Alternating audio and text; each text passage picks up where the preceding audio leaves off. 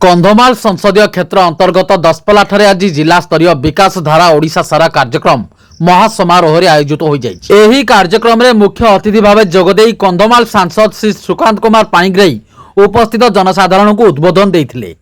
यह अवसर में सांसद श्री पाणिग्राही राज्य सरकार 2 वर्ष एवं केंद्र सरकार 12 वर्षर गौरवमय विकास यात्रा और जनकल्याणमूलक कार्यक्रम संपर्क में विस्तृत आलोचना करथिले। सरकारक विभिन्न लोकाभिमुखी योजना किपरि साधारण जनजीवन को स्पर्श करिछि एवं ग्रामांचल विकास रे नूतन दिग खोलिछि से संपर्क में से उदाहरण सह बुझाइथिले। विकास रो एही धारा आगामी दिन में आहुरी गतिशील हेबो बोली से दृढ़ोक्ति प्रकाश करथिले। आजिर कार्यक्रम में दसपल्ला ब्लॉक रो विभिन्न पंचायत रु आसीथिबा शताधिक हिताधिकारी को विभिन्न सरकारी योजना अंतर्गत सहायता और सुविधा बंटन करा जायथिला।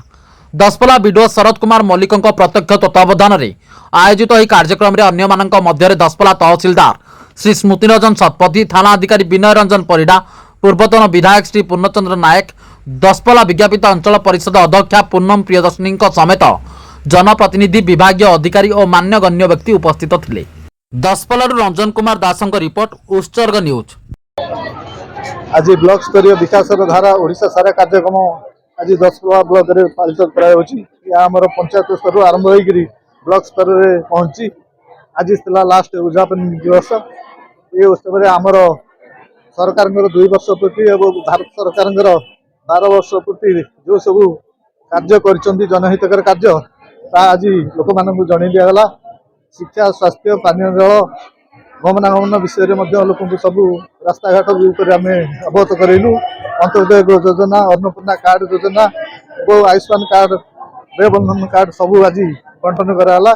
अंगनवाड़ी वर्कर मानक नूतन भाव सरकार तरफ जोगाई दिया मोबाइल फोन आज दिगला। ओडिशा सारा ये कार्यक्रम अवसर में दसपल्ला मंडल दसपल्ला ब्लॉक रे जो गरीब कल्याणकारी योजना, सेवा, सुशासन राज्य सरकार और केंद्र सरकार केते दूर पहुंची, केते हिताधिकारी मान को आम ठीक रे पहुंची पारिचु एवं राज्य सरकार केते सफल ता विषय ये सकारात्मक आलोचना होती। माननीय वीडियो महाशय विभिन्न योजनार अवतारणा करछंती एवं विभिन्न हिताधिकारी को मध्य आज इटे पट्टा भूमिहीन को पट्टा ठू आरंभ करी विभिन्न मोबाइल ठू आरंभ करी आमर एसएचजी ग्रुप माँ मान सबु प्रकार रेशन कार्ड, अंत्योदय गृह योजना घर ये सब योजना हिताधिकारी मान को बंटन करने सह आज राज्य सरकार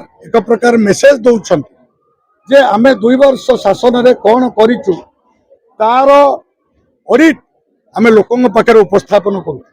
कारण लोक मानकर सरकार तेणु लोक मैंने केते दूर सहभागी अच्छा भागीदारी अच्छा ए सफलतार केते खुशी अच्छा ताकू आत्म अनुशीलन करने ए प्रकार 2 वर्ष आम आज विकास धारा ओडिशा सारा अवसर में दसपल्ला ब्लॉक किभली विकास धारा रे सामिल होइछि, केते दूर सामिल होइछि से विषय रे आज समस्त आलोचना होइछि एवं मु आशा रखुछि मो अंचल रे दसपल्ला ब्लॉक रे एभली व्यक्ति रहिबे नाही, एभली माटी रहिबो नाही जा पाखे सरकारी योजना पहुंची पारि नाही बोली आगामी दिन रे आमे कहबा।